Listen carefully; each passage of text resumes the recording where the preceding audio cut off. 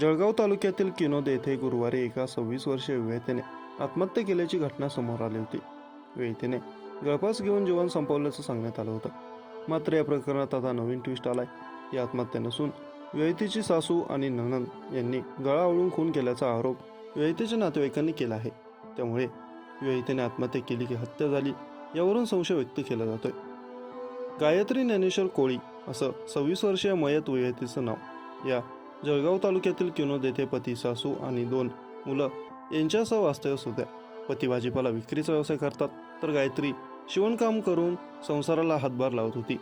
दरम्यान गुरुवारी 1 मे रोजी दुपारी 2 वाजेच्या सुमारास विवाहितेने गळफास घेऊन आत्महत्या केल्याचं सांगण्यात आलं आहे.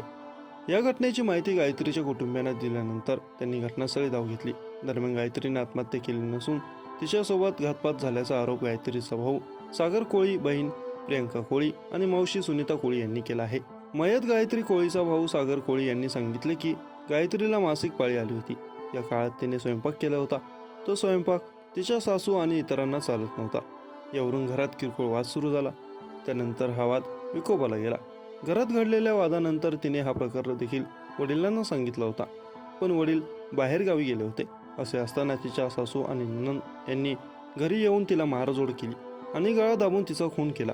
नंतर त्यांनी आत्महत्या केल्याचा बनाव करत गायत्रीच्या गळ्यात साडी बांधून तिला लटकवून दिले, असा आरोप भावाने केला आहे. गायत्रीने गळफास घेतल्याचे समजल्यानंतर तिचे पती, सासू आणि नणंद फरार झाले आहेत.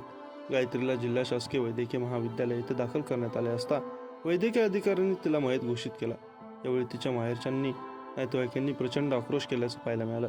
ही आत्महत्या नसून तिचा खून करण्यात आला असा आरोप तिच्या नातेवाईकांनी केला आहे.